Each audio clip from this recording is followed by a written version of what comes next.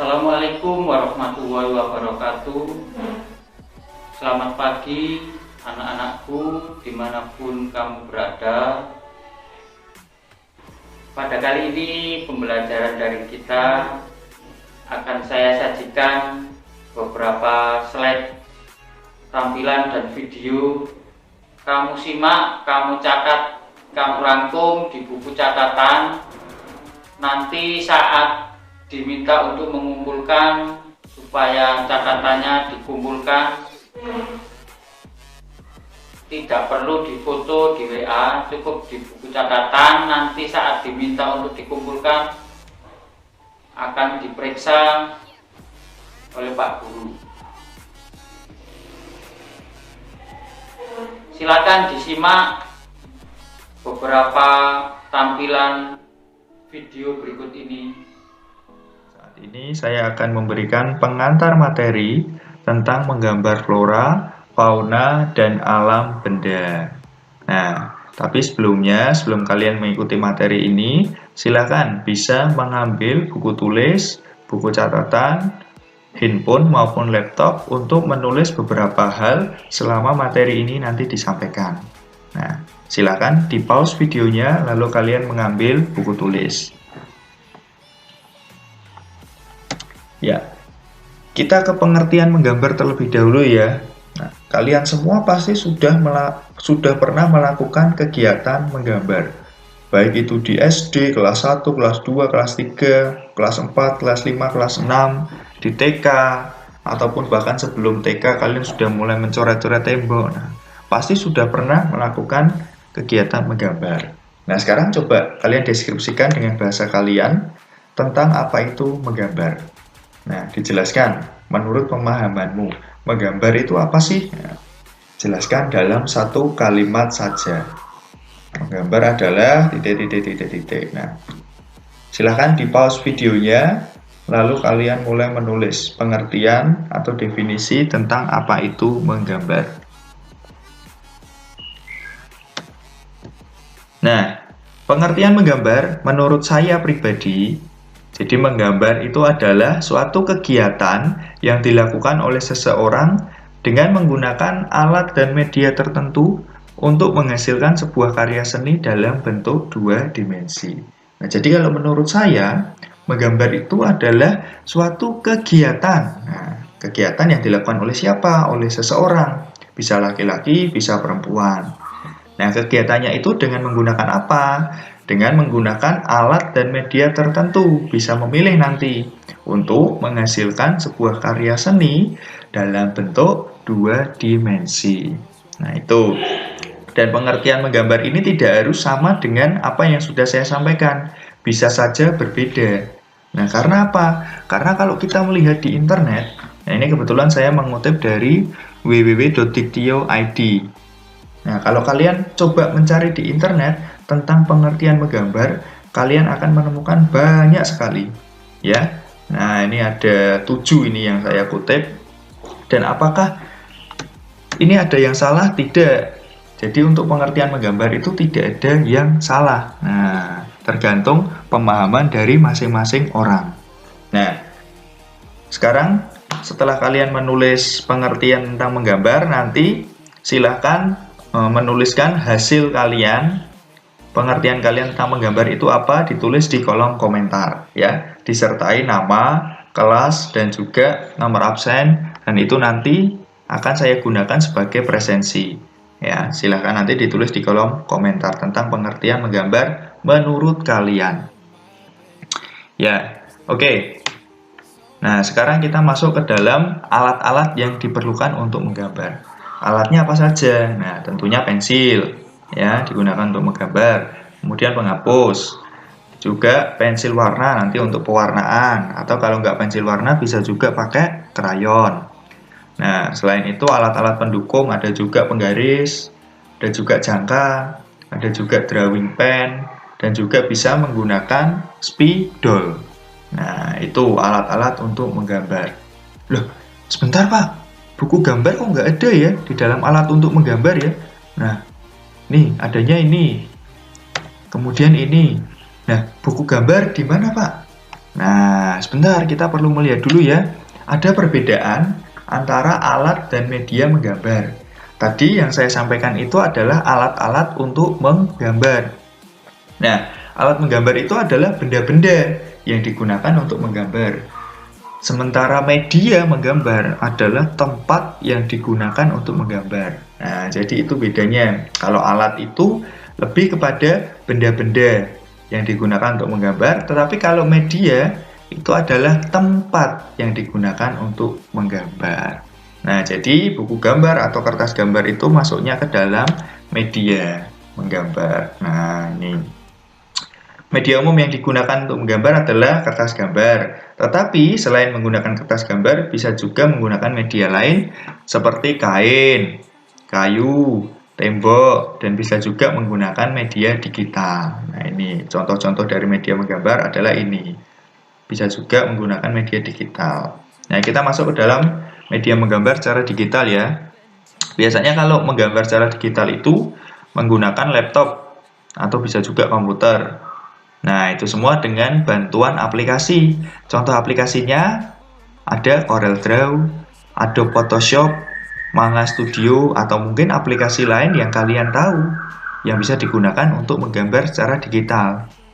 Nah, selanjutnya untuk bisa menggambar secara lebih maksimal, bisa juga menggunakan bantuan alat yang bernama drawing pad. Nah, bentuknya kayak gini drawing pad. Jadi nanti menggambar di sini. Kemudian nanti hasilnya akan muncul di layar laptop. Nah, dengan bantuan aplikasi-aplikasi ini bisa memilih salah satu.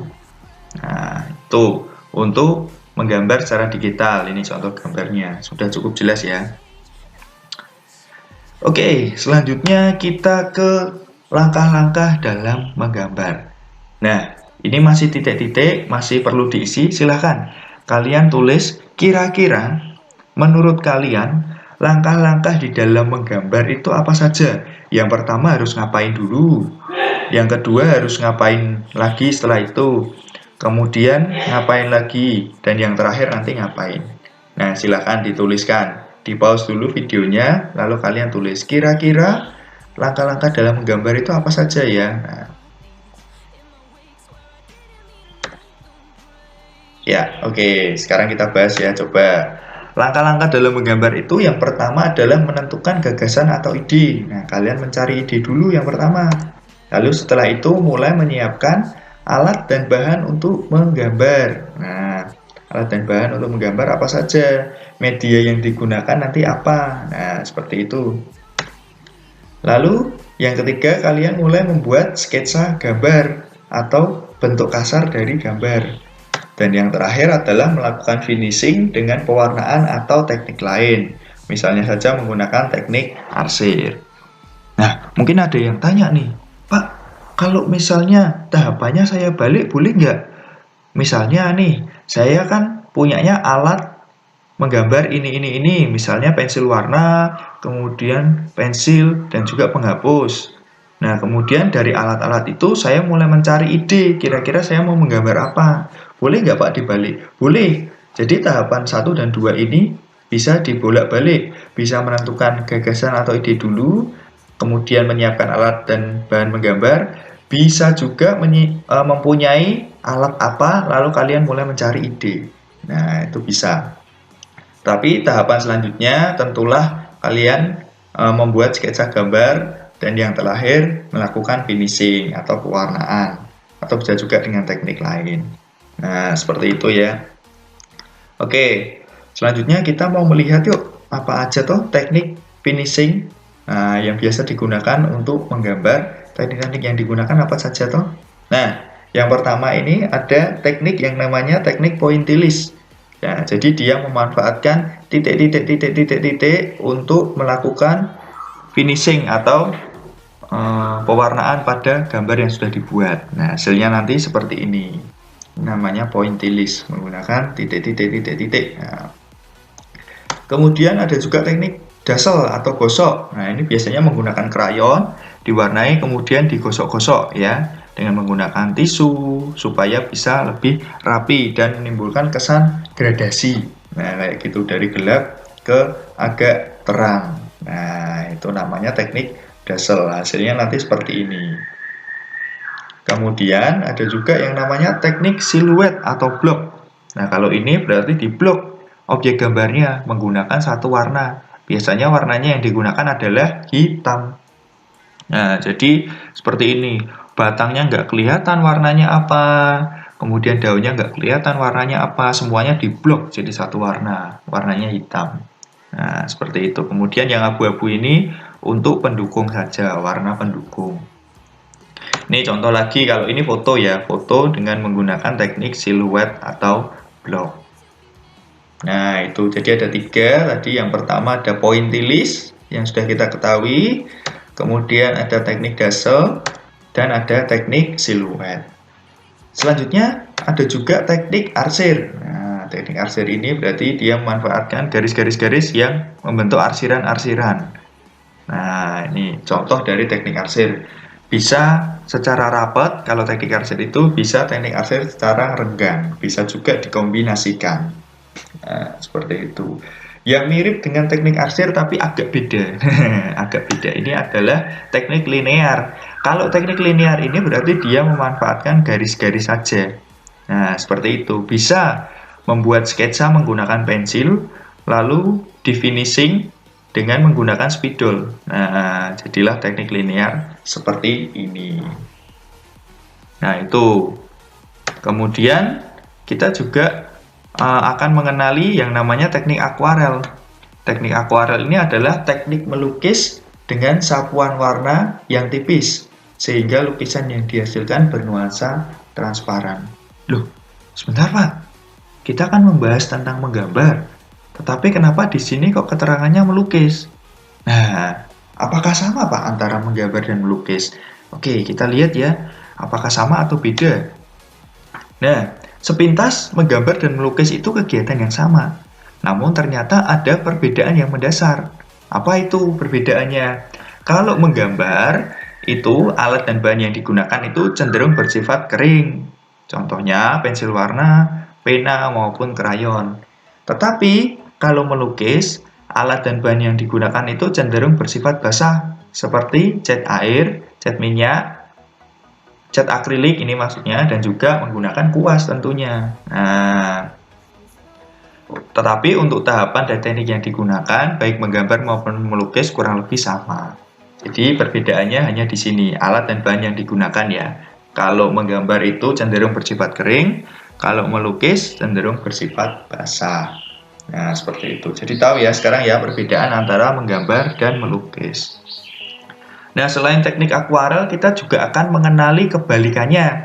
Kalau tadi teknik akuarel kan cenderung memberikan nuansa tipis. Kalau ini kebalikannya. Nah, namanya adalah teknik plakat.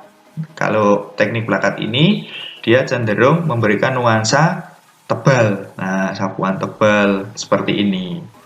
Nah, jadi itu beberapa teknik yang biasanya digunakan di dalam menggambar, dan kita juga mengenali 2 teknik ya, berarti tadi yang digunakan di dalam melukis. Dan kita juga sudah belajar perbedaan antara menggambar dan melukis. Nah, jadi itu saja untuk mengakhiri ini slide terakhir. Menggambar flora, fauna, dan alam benda berarti kita menggambar dengan objek flora atau tumbuhan, fauna atau hewan, dan alam benda atau benda-benda yang ada di sekitar kita. Bisa benda alami maupun buatan. Nah, sekian dulu pembelajaran kita hari ini. Jangan lupa semua materi yang penting-penting kamu catat di buku catatan. Nanti saat diminta untuk dikumpulkan, harus dikumpulkan dan harus lengkap. Akhir kata, kurang lebihnya mohon maaf. Saya akhiri. Assalamualaikum warahmatullahi wabarakatuh.